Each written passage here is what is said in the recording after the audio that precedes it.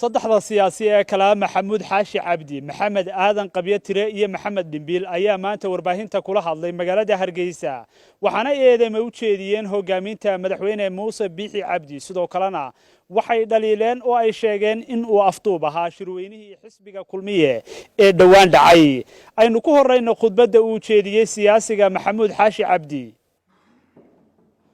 Bismillahir Rahmanir Rahim. الحمد لله والصلاة والسلام على رسول الله صلى الله عليه وسلم. إلهي باب مهدله مرلباتك وأيدي مهدنا قضية بعد الصحافة ده هوري أيام وجهد لي أركتي ده عن كقبي شلوينها أفراد حسبك كل مية ورلق باحي سماله هو حكى النقل معي مال الرجوع النولي بقى هوري لويلي sidii aan saadaalinayay ayuu u dhacay shirkaasi ma yihi qof xaasid ah oo ka xumaada libta haldoorka kale haddii aan bogaadin lahaa waxaa shaasheeyey iscaleemo saarkii madaxweyne Muuse Biixi Cabdi oo ahaa mid sharci darro ah sidaa darteed ma taageerayo sharci darro lafjab ah oo ii muuqata arrintani waa dhacdo ugubka ah xisbiga kulmiye haddii madaxweyne Muuse Biixi u arko doorashadiisa gudoomiyaha xisbiga kulmiye loo doortay guul xisbiga kulmiye u soo haygatay waan ka aragti duwanahay waxaan aaminsanahay inay tahay guul darro xisbiga kulmiye guulgal u yahay maanta waxaan aaminsanahay inay tahay عذر يا عواقب حمو حسب كل ميل لك وستي مدحوينا موسى حق بوليه هاي حق أمرها إنه مركز يسوس هو شرحه شجدا قدوم يا حسب كل ميل هسي شيء حق بوليه هاي إنه يسوس هو شرحه مرة بعد شجدا مدحوينا إنما ده إيه هالتحيو حق أوليه هاي دود سيماي وحانو حق ولا هينا kamid noqon maayo kuwa u jaameeya ee jarka ka tuura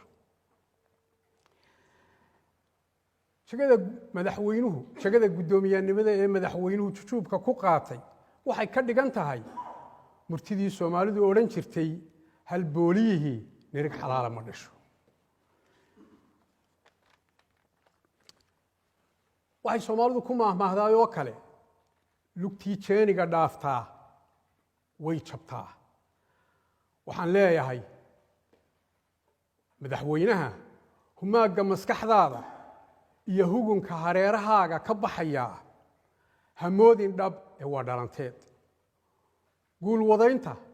garabyaaca iyo gacan qaadka salaanta badan ee halbeegu uma aha inaad tahay hogaamiye guuleystay sidaa darteed halku dhigyada iyo heesaha lagu qaadayo yay ku marin habaabin oo ku hodin ونصيب دروين هدي مدحوينا موسى أو مرجعي يوم مستنبات كي نقول لها حسبك كلمية خلافات كيس أردن كقضية أما حلية هدو مانتا نقضي حلك خلاف كقبل لابمو كنا دماغا حلكني واهيلنكا أي كوخة تلمان كليغو تلياشا iyo hogaamiyaasha aan garaadka koran lahayn ee uu saaqo jibada iyo jahwareerka kursigu gabayii gudgude Maxamed Ibraahim Warsame Hadraawi waxa ku jiray garmaqaatayaashiyo garabdaar ninkii lagu boqraa geedad sare waabiye garmaqaatayaashiyo dadka beera ruux gurane markuu dhaawac geysta gambanimaan la soo bixin haddii guula lagu waabo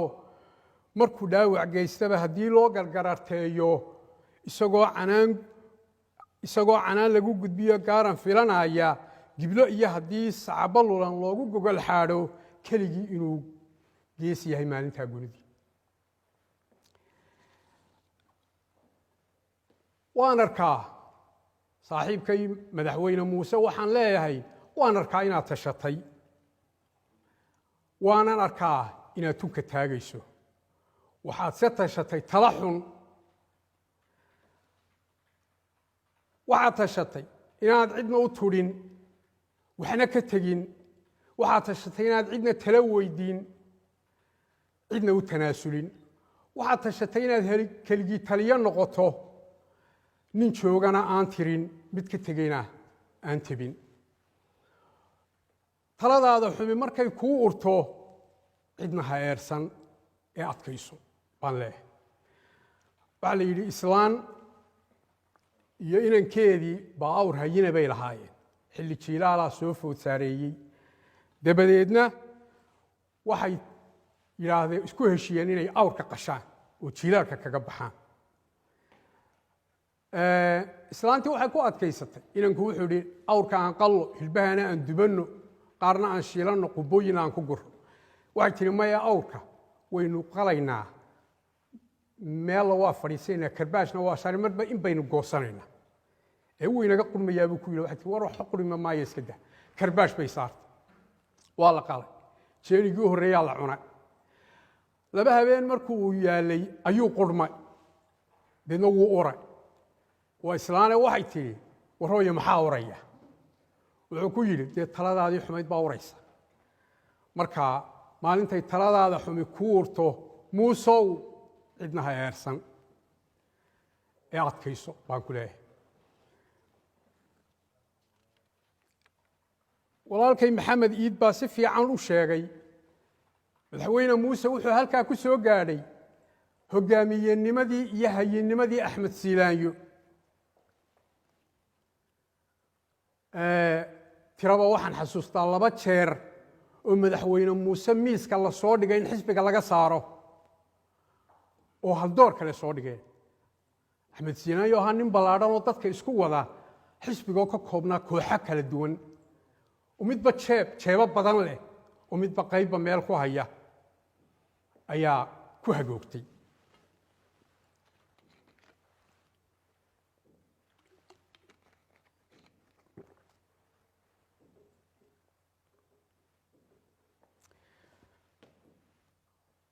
haddii madaxweyne muuse dulqaadkii lagu soo doojay doqonnimo u yaqaano waxaan ka bartay macallinkaygii isagiiyo aniga waxaan ka bartay in sabirka iyo dulqaadku yihiin sahayda siyaasiga suuban wuxuu ina baray nebigeennii suubanaa nabadgelya iyo naxariisi korkiisa ha ahaatee in degenaanshaha iyo dulqaadku yihiin dun wanaagsan iyo dabeecado alla jecel yahay ninkii reer ajash cabdilqays wuxuu ku yidhi nebigu ina fiika khaslatayni yuxibuhum allahu alxilmu waalanaa'a waxaad leedahay 2 calaamo oo ilaahay jecel yahay oo ah dulqaad iyo degenaansho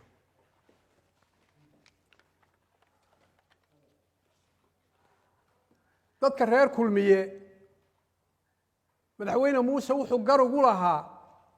inay kursiga saaraan hase yeeshe garuguma lahaa inay kursiga ku hayaan hoggaamintiina ku guuleeyaan reer kulmiye xilkoodii way guteen cidda maanta laga warwarsan yahay xilgudashadiisa iyo xilladiisu waa madaxweynihii waxaa warwar weyn laga qabaa inuu guulaysan karo inuu geediga qaranka ee uu gadhwadeenka ka yahay ku furi karo gaadhsiin karo bedqab inuu siyaasaddiisa ka badbaadin karo goblan iyo geeri siyaasadeed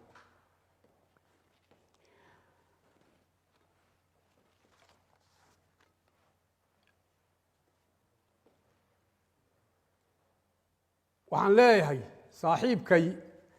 madaxweyne waxaad tahay nin weyn oo aan gu iyo garasho u dhinnayn waxaad tahay 70 jir nabigeennu nabadgelyo iyo naxariisi korkiisa ahaatee wuxuu yidhi ina acmaara ummatii maa bayna 60 wa 70 wa aqaluhu man yajuusu dalika ummaddayda cimri dherarkeedu marka la isku celceliyo waa 60 ilaa 70 inta u dhaxeeya in yar baa halkaa dhaafisa buu yidhi dhowr iyo 70 dhowr iyo 80 dhowr iyo 90 boqol waxaad ku jirtaa alle galadii intii farkutiriska ahayd ee ka gudubtay ama ka dhowr iyo 70 oo cimrigoodu dhaafay ayaad ka mid tahay maanta waxaad tahay cadceed casar joogta cimri kuu dhiman iyo caqli kuu dhimanina ma jiro mansab kuu hadhayna man jiro oo aad higsanaysaa madaxweynihii qarankaa tahay waxaad maanta garan weyda garan maayo goortaad garan doonto ama gaari doonto waxaan leeyahay muusow halkani waa halkaad jannada ka geli lahayd haddaad noqoto imaam caadila oo ummaddiisa ilaahay dartii si daacadnimada ugu adeega sidoo kale waad ku naar mudan kartaa haddaad ammaanada dayacdo iyo mas-uuliyadda aad hayso waxaad u sansaan eg tahay markaan eegay xaajigii tacabka badan galay berigii hore ee diyaaraduuna aanay jirin maraakiibta la raaci jiray ee xajiyey ee lagu yidhi laa fusuuqa walaa jidaala fi lxaji xajka dembi lama galo waxna lama xanto cidna lama riixo yuu kaa burin xajku xaajiyow aada isu dhow haddii lagu jiidhana dulqaado xaajigu waana dhalan baa ka weyn nina caadi ma baajo xaaji wuxuu ahaa marka horeba iska ba'an oo cadho badan dabadeedna oo calaamadaha la wadaaga saaxiibkay dabadeedna markii la cadaadiyey ee uu neefqabatoobay ayuu dulqaadan kari waayey wuxuu ihi warbi waaye raggaynaga celiya kal dambaynu xajinaaye waxaan leeyahay muusow inaad gaadhi iyo inaad dib u guulaysan ma ogide arrintu yay kaa noqon muddo xileedka koowaad iska caddacaddayso ciddaad doontana iska celi ka dambe ayaad caadi noqon doontaa arrintu yay kaa noqon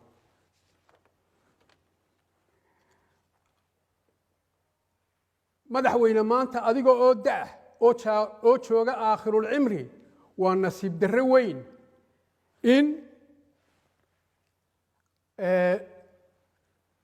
in lagugu tuhmo inaad ku foogan tahay adduun urursi iyo dhulbood muusow saaxiib cimri tegay ceeb laguma sagootiyo haddii dareenkaa dadkaaga isaga baxay dacal iyo daraf uu run yahay alle ka cabso oo u toobadkeen oo tubta toosan qaad oo soo baydh bi'i waaye soo baydh haddii uu yahay warkaasi mid beena iyo waraan waxba ka jirinna si weyn baa laguu tuhmay ee si weyn isu tuhunsaar oo madal iyo mahwi isku eedreed oo isku caddee madaxweyne waxaa lagaa doonayaa inaad u fakerto sidii ay u fakeri jireen hoggaamiyaashii guulaystay if iyo aakhiro wuxuu yihi cumar binu khadaab allaahuma inii acuudu bika min maalin fiihi shubha yastamticu warahatii min bacdii wa uxaasabu wa anaa fii qabri ilaahu waxaan kaa magan galay maal aan xalaal ahayn oo igu soo baydha oo dhaxal sugayaashaydu intay iga dhaxlaan ku raaxaystaan anigana laygu xisaabiyo laygu ciqaabo maxaa ka run badan ereyadii ku jiray maansadii gurmad ee abwaan maxamed xaashi dhamac gaariye haddaan guga kuu kordhaa gabow mooye ku tarin garaad iyo waayo arag ilin waxma dhaantid geed aadanuu ma gafo gabow iyo geeri mid kastaana wuxuu la godgolaa wuxuu geystay hase yeeshee kuwa garaadka koran lihi waxay xisaabiyaan naftooda inta aan la xisaabin madaxweyne ha ka fakerin inaad qoyskaaga qani ka dhigto hase yeeshee ka faker inaad qarankaaga qani ka dhigto waxaa lagaa doonayaa inaad ku dayato ama dabaqdo dareenkii hoggaamiyaashii dadkooda kala dabaashay saboolnimada iyo safka dunida saddexaad. waxaynu tusaale u soo qaadan karnaa ninkii la odhan jiray Lee Kuan Yew, waa hoggaamiyihii ka samata bixiyey dadka reer Singapore saboolnimada iyo silica. Singapore waxaa lagu tilmaamaa it is one of the 10 richest countries in the world despite the small size and lack of resources. waxaa lagu tilmaamaa 10ka dal ee dunida ugu qanisan inay maanta ka mid tahay, iyadoo dal aad u yar oo saacad la isaga baxo, haba yaraatee wax khayraad dabiiciyan aanay lahayn. Soomaalidu waxay tahay lax waliba shililkay isdhigtaa lagu qalaa. hoggaamiye halkaa gaadhsiiyey oo u fakeray. waxaan uga socdaa ninkaasi wuxuu yidhi there were two options for me, either I get corrupted and put my family in the list of the richest people in the world and leave my people with nothing, or I serve my country and my people and let my country be in the best 10 economies in the world. I chose the second option. wuxuu yidhi laba arrimood baa i hor yimi inaan kala doorto noloshaydii, inaan qoyskayga qani ka dhigo oo ku daro tujaarta dunida oo dalka dhaco, iyo in qoyskaygu baahdo laakiin aan qarankayga la dabaasho oo ka dhigo 10ka dal ee ugu dhaqaalaha badan. waxaan doortay tii labaad buu yidhi. taariikhdaa xusaysa maanta inuu Lee Kuan Yew qarankiisii safkii dunida saddexaad iyo saboolnimadii kala dabaashay. waa waddanka sagaalaad ee dunida ugu qanisan. GDP per capita waxa muwaadin waliba marka dhaqaalahooda loo qaybiyo wuxuu helaa $66,000 sanadkii. taasoo qura maaha, waxaa isna aan tusaale u soo qaadan karnaa Cumar bin Cabdilcasiis oo ahaa hoggaamiyihii ummadda muslimka oo ka mid ah dowladdii umowiyiinta oo dhaqaalihii kor u qaaday 2 sano iyo badh buu dunida muslimka xukumayey. wuxuu gaadhsiiyey meel aad u weyn, wuxuu ilowsiiyey nabaradii kuwii 20 sano xukumayey ee ka horreeyay awooyaashii. wuxuu yidhi hablo badan buu lahaa, 13 gabdhood buu lahaa oo maxasa. waqtiguu geeridiisu soo dhawaato arkay ayaa dad badan ku war hablaha wax siiyo maalka baytulmaalka muslimiinta ka sii. wuxuu yidhi innii khuyirtu bayna amrayn ima an tastaqnuu waudkhila annaar wa ima an taftaqiruu waudkhila aljanna. waxaa lay kala dooransiiyey 2 arrimood buu hablihiisu ku yidhi: inaan adduunka muslimiinta idiin gooyo jeex weyn oo naar ku galo, iyo inaan faqri aad halkiina caydhiina ahaataan iyo saboolkiina oo aan janno galo idinaa badhaadhaan. waxaan doortay buu yidhi inaad caydh noqotaan anna aan janno galo idina aad liibaantaan. kuwaasi waa dareenkii hoggaamiyaashii qamaamuurta iyo qoorweynta dunida siyaasaddeeda qaabeeyey. waxay qaamuusyadooda ku qoraan in qofku wax walba qaban karo haddaan qadarka alle ka hor iman. wuxuu yidhi Napoleon ninkii la odhan jiray impossible is a word to be found in the dictionary of fools. waxaasi suuragal ma aha, waa halkudhig laga helo nacasyada iyo dogmaha qaamuuskooda. halkudhiggii xisbiga kulmiye ee horaa loo soconayaa iyo berri maanta ka fiican, waxaa isweydiin leh ma noqotay himiladaasi mid hirgashay, riyadaasi ma noqotay mid rumowday. way sahlan tahay inaad halkudhigyo loo dhegtaago aad meelo ku dhigto, hase yeeshee ma sahlana inaad halkudhigyadaas aad dhaqan geliso oo dhab ka dhigto. waxaan leeyahay maxaynu maanta ka iibin karaa ummaddii aynu codka ka amaahanay ee qarqarradayna haysta ee ayna qaanabaya? maxaynu isku furan karaa haddaynu nahay reer kulmiye, ama ku faani karaa inaynu ku guulaysanay 3 sano ee baddu xawaasha ahayd ee aynu ka badqabnay baratanka iyo buuqa siyaasadda maanta bilaabmaya maxaa ka fulay barnaamijkii xisbiga kulmiye ee xuduntiisu ahayd berri maanta ka fiican waxaan leeyahay waa la xisaabtamayaa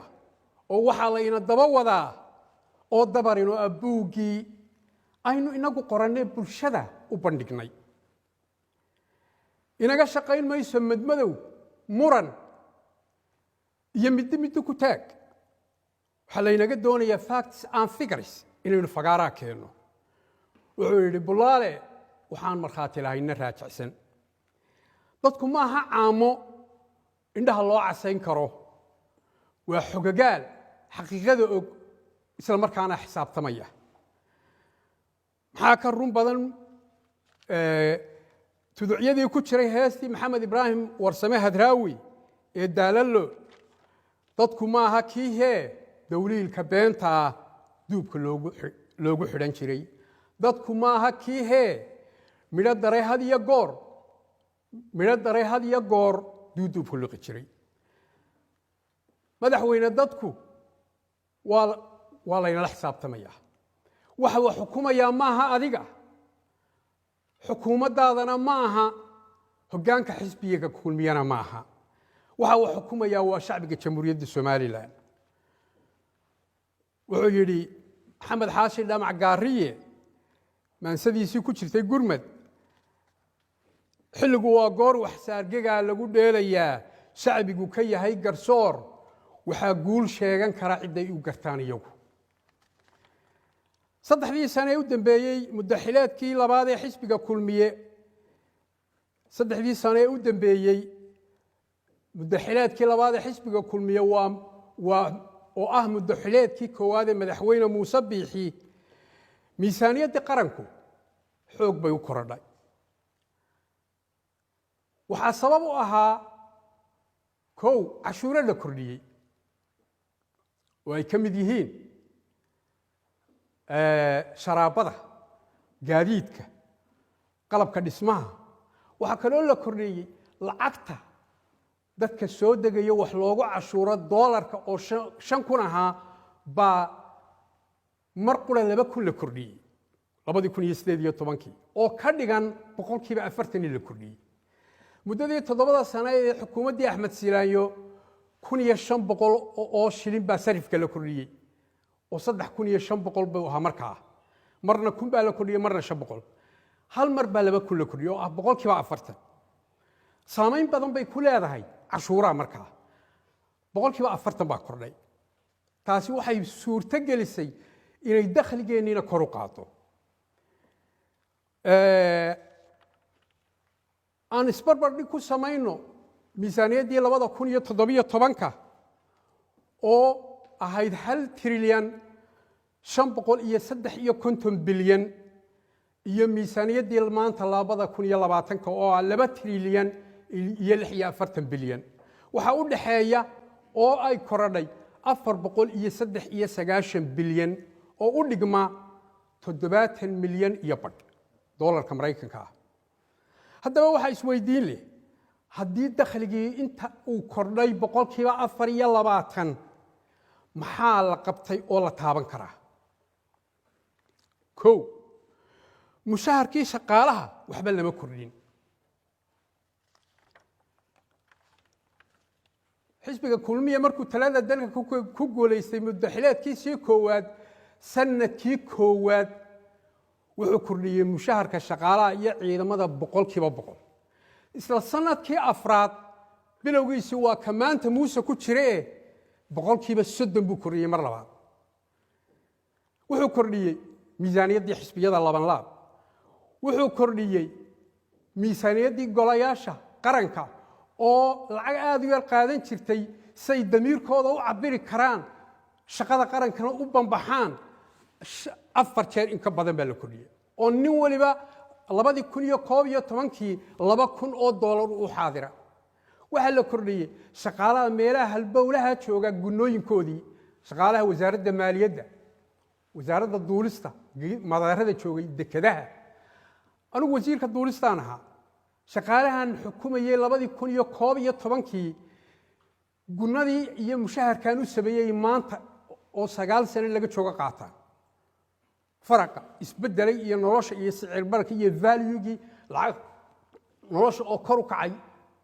$500 buu qaadan jiray wiilka iyo inanta security-ga maalintii horeysaan u qor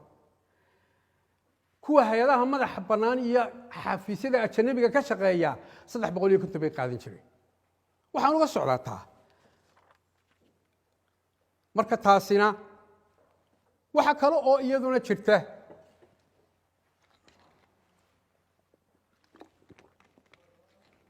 haddii aan shaqaalihii waxba u kordhin ballanqaadka xisbiga kulmiyana ay ku jirtay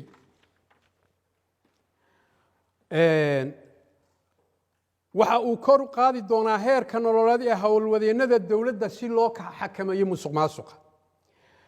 waxaa kaloo ku jiray inuu kordhin doono mushaharka macallimiinta dalka waxaa ku jiray ballanqaadadaynu ummadda u ballanqaadnay inaynu macallimiinta u kordhin doono gunno 25% oo mushaharkoodu dheer wax alla wax laga fuliyo arrimaha ma jiraan qodobka labaad lacagta baaxadda leh ee qaranka miisaaniyadiisa ahayda soo gashay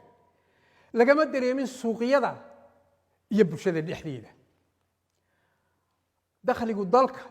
dhaqaalaha dalku wuxuu ka yimaadaa 4 meelood xawaaladaha dibadda oo dadka xoogsatada soo diraan dakhliga dawladda xoolaha nool iyo deeqaha caalamiga afartaa dakhli bayna soo gala marka dawladdu waa contributor weyn oo waxay ka mid tahay dakhliyadeedu waxyaalaha qaranka saameeya ee marna la sii daayo marna la yareeyo siyaasadaha lagu maamulaa waxa kordhay ilaahay mahadii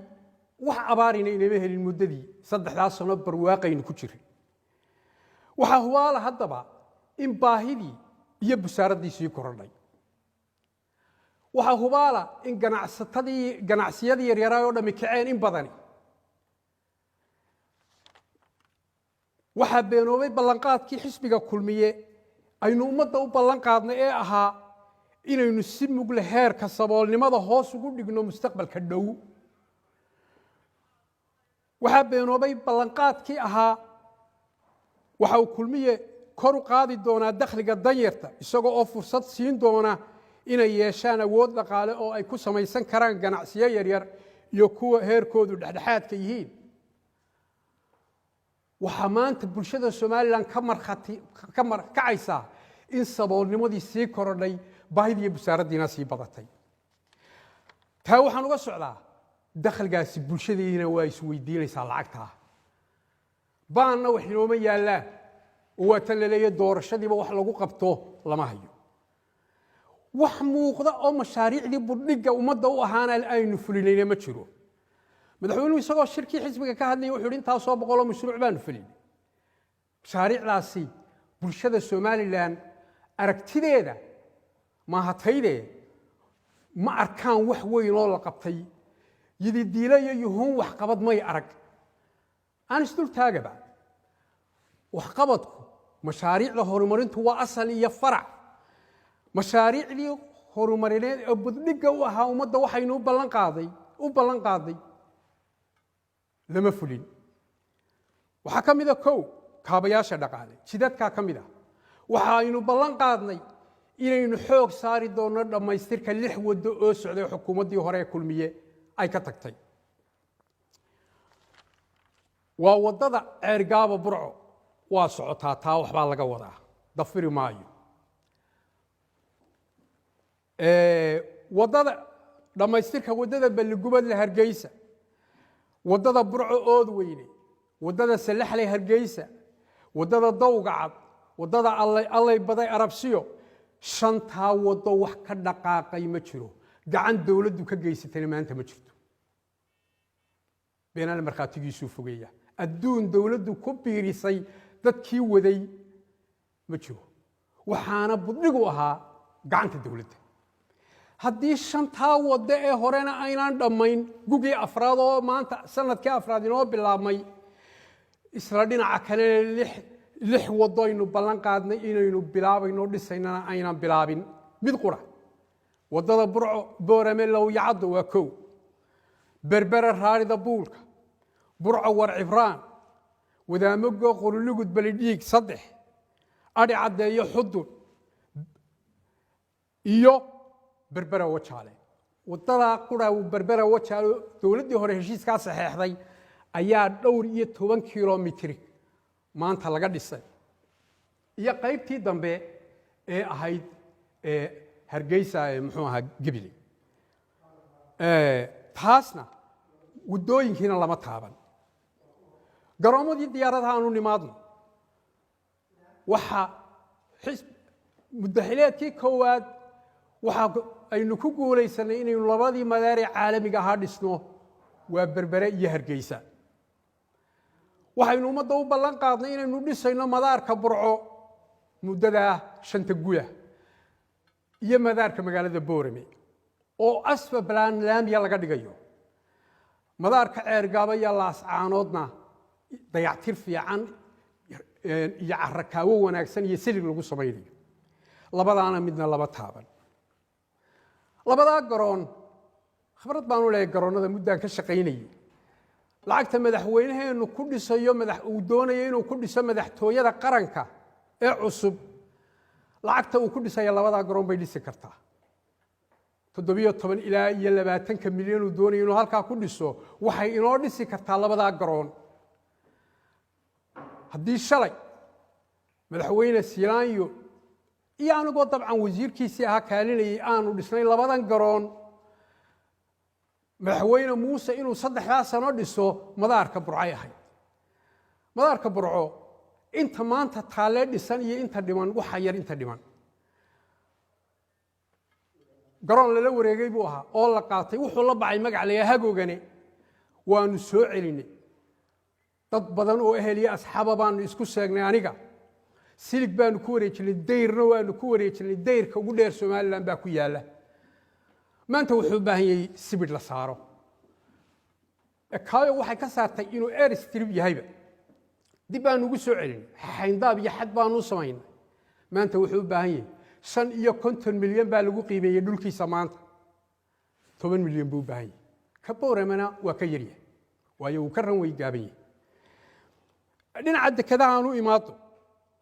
6 dekadood baynu ummadda u ballan qaadnay inaynu 5 sano dhisi doono Saylac Lughaya Bullaxaar Xiis Maydh iyo Lasqoray 6 dekadood dekadii Maydh ee SDF ta mashruucii labaad ku jirtay oo aanu xilligaa ka tagnay isagoo qabya ya hadda loo qalab qaadanaya 5tii kaleba waa qabyo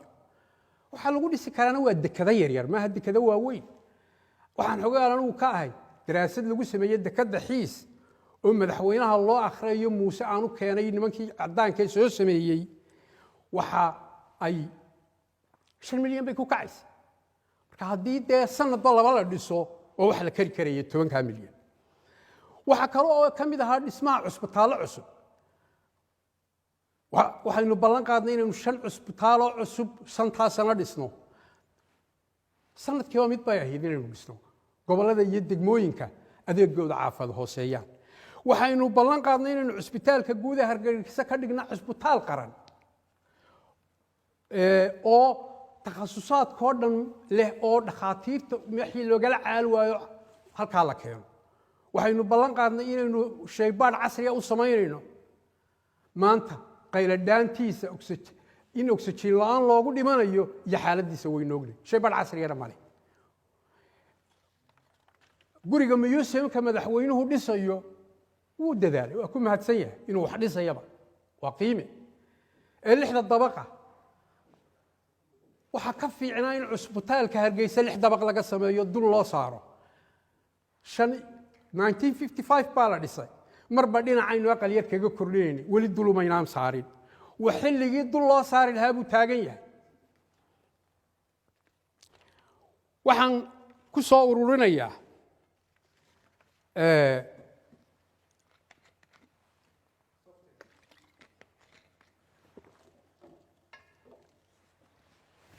waxaan ku soo ururinayaa doorashada xisbiga kulmiye wuxuu ballan qaaday way aragnimadiisii hore isagoo ka faa'iideynaya in qarankani doorasho madax uu iska bixiyo dhaqaalaha doorashada waxaynu buugga ku ballan qaadnay boqolkiiba 2% sanad walba inaynu meel u dhigno doorashada saddexdii sannadood ee la soo dhaafay haddii 2% la dhigo 111 bilyan bay noqon lahayd 111 bilyan oo u dhigma 15 milyan 16 milyan taqriiban ma dadaal xumayn dawladdu 2018kii 330 bilyan 788 milyan baa lagu daray 2019kiina 430 bilyan 288 milyan baa lagu daray 2020kiina waxaa lagu daray 430 bilyan 140 doorashana ma dhicin waa 3 sano 102 bilyan ayaa miisaaniyadda lagu daray 3 sano oo u dhiganta 14 milyan 0.5 hal milyan iyo 400 baaba inaga dhiman ku talagalkii 2% ka kaalay waxaa maanta soo baxaya rumors ah inuu madaxweynuhu leeyahay lacag ma hayo wax 3 milyan oo xaasil ah iyo milyuun la filayo waa 4 baa la sheegay iyo wax meel laga soo wareejinayo su'aashu waxa weeye lacagtani miisaaniyadaha ay ku jirtaa xagee martay ummadda waxaynu u ballan qaadnay haddaynu kulmiyanahay in doorasho dambe aanay dib u dhacayno inuu ka hortagayno sabab kasta ha noqotay oo buuggeena ku qoran commitment baynu ummadda la galnay maantana sanadkii afraad baa bilaabmay madaxweyne waxaa tahay madaxweynihii ugu horreeya 4 sano doorasho qaban kari waayey hebel baa diidiyey hebel baa sii jeestay kaa shaqayn mayso qarankaada oday u ah waxaan maqlayaa in la leeyahay ganacsataa qaadhaan laga ururinaya war ganacsatada qaadhaanka siyaasadda lagama ururiyo waxaa laga ururiyaa ganacsatada qaadhaanka bini'aadanimada waxa weeye innaga isugu filan 2016 iyo 2017 labadii doorasho markaanu kala qaadnay international community waxay yidhahdeen idinka caawin mayno doorashada 16 milyan baanu bixinay xukuumadda bayaaqa joogtaanu ahayn xukuumad abaara ku dhaceen baanu ahayn labadii sano oo la ogaa luufluufkii odolulufkii iyo waxaynu ku jirnay 16 ganacsatana qaadan kamaanu gurin dawladuhu hadday doonaan waxbay dee amaahdaan waa la amaahda haddii la doono lama dawrsado waxay dadka lama dawrsado waa la dadka deyn baa laga qaataa haddii la doono waanu meel marin beenaana markhaatigiisuu fogeeya maanta madaxweyne waxaa lagaa rabaa inaad doorashadaa qabato adduunkeediina bixiso aad iyo aad baad u mahadsantihiin intaasaan ku soo ururinay